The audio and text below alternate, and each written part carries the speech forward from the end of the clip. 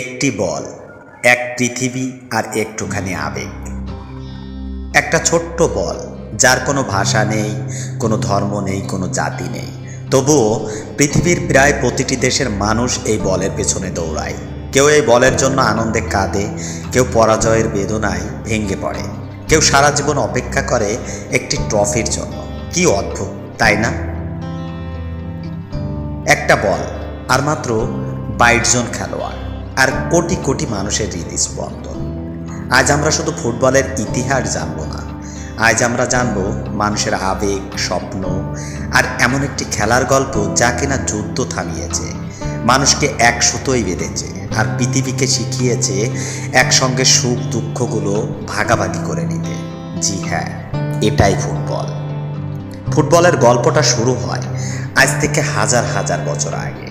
প্রাচীন চীনে কুজু নামে একটা খেলা ছিল। খ্রিস্টপূর্বে 2য় শতাব্দীতেই সৈন্যদের প্রশিক্ষণের জন্য পা দিয়ে বল মারার এই খেলা খেলানো হতো। শুধু চীন নয়, প্রাচীন গ্রিস, রোম, এমনকি মধ্য আমেরিকার সভ্যতাগুলোতেও বল নিয়ে নানা ধরনের খেলা প্রচলিত ছিল। মানুষ সবসময় বলের প্রতি আকৃষ্ট ছিল। হয়তো তখন থেকেই জন্ম নিচ্ছিল ফুটবলের বীজ।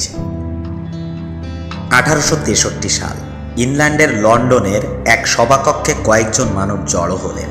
তাদের লক্ষ্য ছিল একটাই, খেলাটিকে একটি নির্দিষ্ট নিয়মের মধ্যে আনা। সেই সভা থেকেই জন্ম নেয় আধুনিক ফুটবল। হ্যান্ডবল আর ফুটবলের পথ আলাদা হয়ে যায়।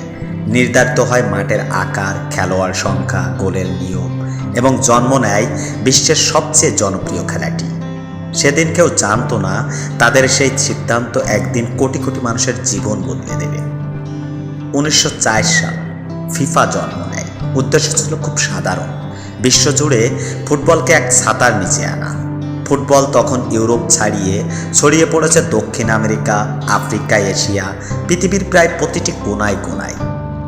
1930 সাল, প্রথম ফিফা বিশ্বকাপ। স্থান উরুগুয়ে। মাত্র 13টি দেশ অংশ নিয়েছিল এই খেলায়। ফাইনালের দিন স্টেডিয়ামে হাজার হাজার মানুষের গর্জন। শেষ পর্যন্ত উরুগুয়ে চ্যাম্পিয়ন হয়। এরপর এলো 2য় বিশ্বযুদ্ধ। বিশ্বকাপ বন্ধ হয়ে গেল, স্টেডিয়াম নীরব। অনেক খেলোয়াড় যুদ্ধক্ষেত্রে চলে গেলেন, কিন্তু মানুষের হৃদয় থেকে ফুটবল হারিয়ে যায়নি। বোমার শব্দের মাঝেও মানুষ স্বপ্ন দেখত, একদিন আবার বল গড়াবে, একদিন আবার স্টেডিয়াম ভরে উঠবে। আর সত্যিই তাই হয়েছিল। 1958 সাল, বিশ্ব দেখল 17 বছরের এক কিশোরকে। তার নাম পেলে। মনে হতো বলটা তার পায়ের সঙ্গে কথা বলছে। তিনি শুধু গোল করেননি, তিনি কোটি কোটি মানুষের স্বপ্ন হয়ে উঠেছিলেন।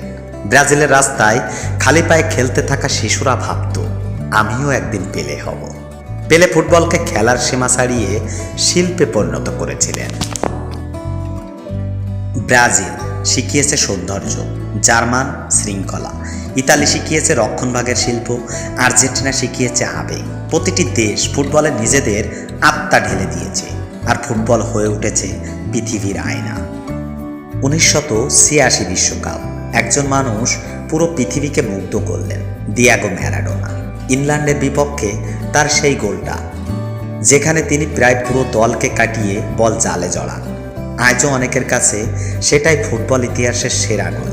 তিনি ছিলেন অসম্ভব প্রতিভাবান, ত্রুটিপূর্ণ মানুষ, কিন্তু কিংবদন্তি। একজন শান্ত, একজন আগুন, একজন জাদুকর, আরেকজন যোদ্ধা। একজনের নাম লিওনেল মেসি, অন্যজন ক্রিস্টিয়ানো রোনালদো।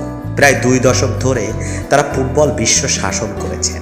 কোটি কোটি ভক্ত তাদের নিয়ে তর্ক করেছে, কিন্তু সত্যি হলো এই 2 মহাতারকা ফুটবলকে নতুন উচ্চতায় নিয়ে গেছেন। কাতার বিশ্বকাপ ফাইনাল, আর্জেন্টিনা বনাম ফ্রান্স। ইতিহাসের অন্যতম সেরা ম্যাচ। স্টেডিয়ামে উত্তেজনা, কান্না, চিৎকার, অপেক্ষা। অবশেষে মেসি বিশ্বকাপ ট্রফি হাতে তুললেন। সেই মুহূর্তে কোটি কোটি মানুষের চোখে জল ছিল, কারণ শুধু একজন খেলোয়াড় নয়, এটি স্বপ্ন পূরণ করেছিল। নতুন ইতিহাস অপেক্ষা করছে। 48টি দেশ, 100-র বেশি ম্যাচ, নতুন নায়ক, নতুন কান্না, নতুন আনন্দ। হয়তো কোনো অজানা তরুণ ফুটবলার পৃথিবীকে চমকে দেবে, হয়তো কোনো ছোট দেশ ইতিহাস লিখবে।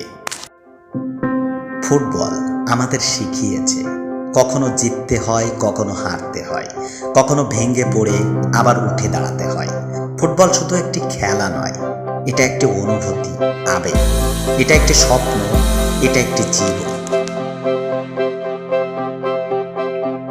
একটা বল, কোটি হৃদয় আর একটা পৃথিবী, একটুখানি আবেগ, আর এই গল্প কখনো শেষ হবে না।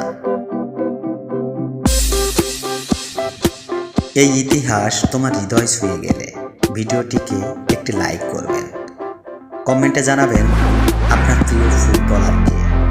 আর এমন অনেক ডকুমেন্টারি ভিডিওর জন্য চ্যানেলটি সাবস্ক্রাইব করে রাখবেন, কারণ ফুটবল শুধুমাত্র একটি খেলা নয়, আমাদের জীবন, আবেগ আর ভালোবাসার অবিচ্ছেদ্য অংশই হলো ফুটবল।